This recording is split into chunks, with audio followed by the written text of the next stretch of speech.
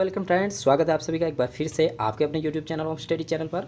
दोस्तों, आज हम पढ़ने वाले हैं दिल्ली सल्तनत के पहले राजवंश यानी कि गुलाम वंश के बारे में बहुत सारे महत्वपूर्ण प्रश्न उत्तर जो किसी न किसी एग्जाम में डायरेक्टली फुटअप होते हैं। तो चलिए स्टार्ट करते हैं गुलाम वंश से संबंधित पहला प्रश्न। गुलाम वंश का संस्थापक निम्न में से कौन था? तो इसका सही उत्तर होगा ए, कुतुबुद्दीन ऐबक। कुतुबुद्दीन ऐबक ने गुलाम वंश की स्थापना की थी। दोस्तों, यहाँ मैं थोड़ा सा लिंक बिठाना चाहूँगा कि मोहम्मद गोरी द्वारा जब भारत पर अधिकार कर दिया गया तराइन के प्रथम और द्वितीय युद्ध के बाद में, तब मोहम्मद गोरी तो पुनः वापस अपने क्षेत्र गजनी को लौट गया था, लेकिन भारत वाले प्रांत पर शासन प्रशासन के लिए अपने एक दास, अपने एक स्लेव को नियुक्त करके गया था। उसका नाम था कुतुबुद्दीन ऐबक। और जब मोहम्मद गोरी की 1206 ईस्वी में मृत्यु हो जाती है, तब इसी कुतुबुद्दीन ऐबक के द्वारा भारत वाले रीजन पर गुलाम वंश की स्थापना की जाती है। अगला प्रश्न देखते हैं।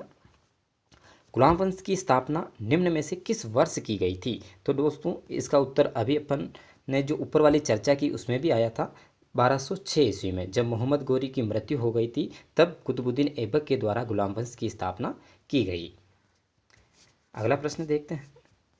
प्रथम मुस्लिम महिला शासक रजिया सुल्तान किस वंश की शासिका बनी थी? तो इसका सही उत्तर होगा गुलाम वंश।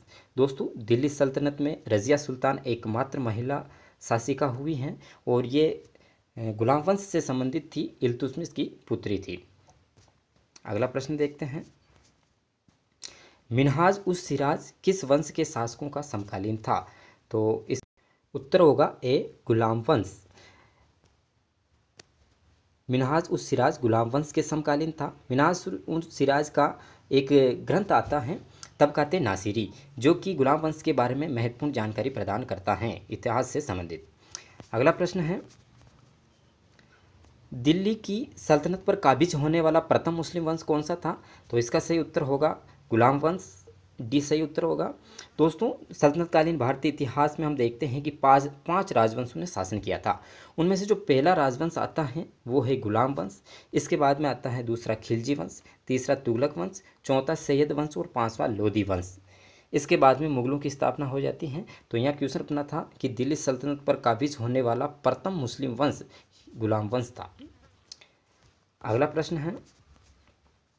किसे हराकर दिल्ली में गुलाम वंश की स्थापना की गई थी?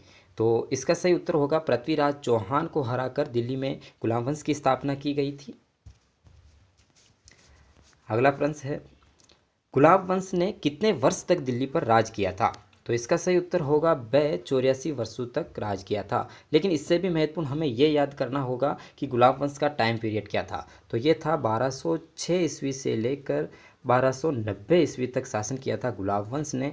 और यहाँ अपन ये अंतर देखते हैं तो 84 साल तक राज किया था गुलाम वंश के द्वारा। तो हमें ये टाइम पीरियड है, ये भी महत्वपूर्ण रूप से याद रखना है। 1206 से 1290 तक गुलाम वंश ने शासन किया था। अगला प्रश्न है। गुलाम वंश का अंतिम शासक निम्न में से कौन था? तो इसका सही उत्तर होगा से समुद्दीन कैमूर्स। कैमूर्स जो था वो गुलाम वंश का अंतिम शासक हुआ करता था।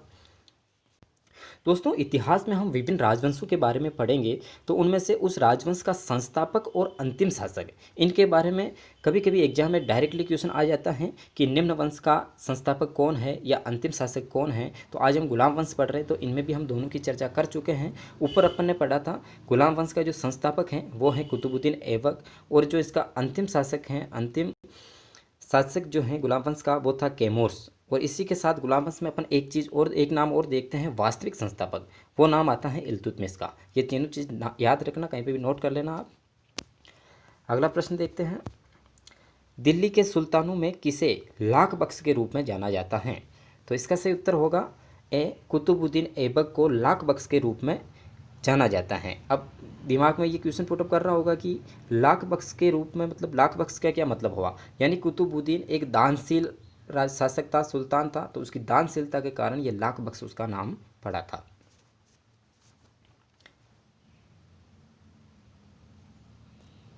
अगला प्रश्न है।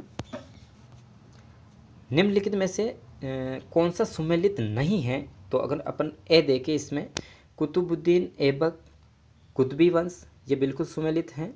इल्तुतमिश शमसी वंश से संबंधित था, ये भी सुमेलित हैं। गयासुद्दीन तुगलक तुगलक वंश से संबंधित था, ये भी सुमेलित हैं।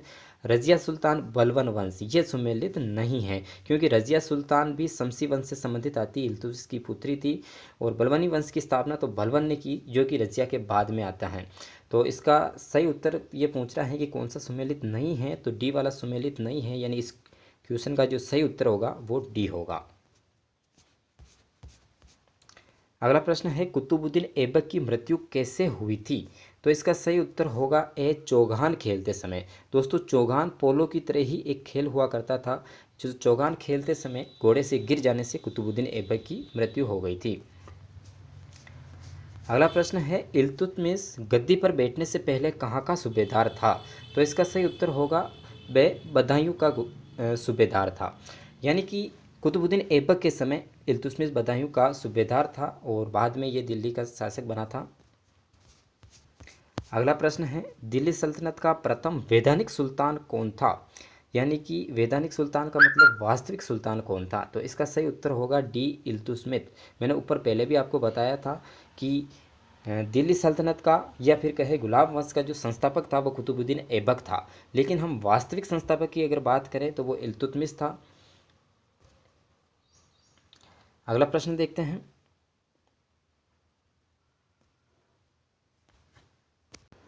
कुतुबुद्दीन ऐबक की राजधानी थी? तो इसका सही उत्तर होगा ब लाहौर। कुतुबुद्दीन ऐबक ने लाहौर से ही अपना शासन प्रशासन चालू रखा था। दिल्ली को राजधानी इल्तुतमिश बनाता है बाद में, जो कि कुतुबुद्दीन ऐबक का उत्तराधिकारी होता है। अगला प्रश्न है रजिया सुल्तान ने कितने वर्षों तक शासन किया था? तो इसका सही उत्तर होगा ए 4 वर्षों तक शासन किया था। रजिया सुल्तान का जो शासनकाल अगर अपन देखते हैं वो था 1236 से लेके 1240 ईस्वी तक, यानी कि लगभग 4 वर्षों तक रजिया सुल्तान ने शासन किया था। अगला प्रश्न है खिलअत कब प्राप्त हुई थी? खिलअत कब प्राप्त हुई थी? तो इसका सही उत्तर होगा से 1229 ईस्वी में खिलत प्राप्त हुई थी, और ये हुई थी इल्तुतमिश को प्राप्त। इसीलिए हम इल्तुतमिश को वास्तविक शासक कहते हैं दिल्ली सल्तनत का। और अब यहाँ से जो गुलाम वंश थे उनके जो भी उत्तराधिकारी होते थे, संतानें होती थी राजा की, वो शासक बन सकती थी खिलत प्राप्त होने के बाद। अगला प्रश्न है चालीसा या चहलगानी का अस्तित्व किसके शासनकाल में आया? तो इसका सही उत्तर होगा डी इल्तुतमिश के शासनकाल में चालीसा या चहलगानी का गठन किया गया था। दोस्तों ये चालीसा क्या था? 40 विद्वान लोगों का एक समूह था जो राजा को राजकार्य में सहायता किया करते थे, और इसकी स्थापना इल्तुतमिश ने की थी। अगला प्रश्न है पहली बार मंगोलों का आक्रमण किसके शासनकाल में हुआ था? तो इसका सही उत्तर होगा ब इल्तुतमिश के समय पहली बार मंगोलों का आक्रमण हुआ था, और उनमें भी जो सबसे खूंखार मंगोल शासक चंगेल खान ने आक्रमण किया था। वो किस प्रकार से हुआ, परिस्थितियाँ क्या थी? ख्वारिज्म का एक युवराज था जलालुद्दीन मंगबरनी, और उसके जलालुद्दीन मंगबरनी और चंगेल खां के अनबन हो गई थी। तब चंगेल खां जलालुद्दीन मंगबरनी को मारना चाहता था, तो जलालुद्दीन मंगबरनी भागकर भारत वाले रीजन में इल्तुतमिश से सहायता की मांग की।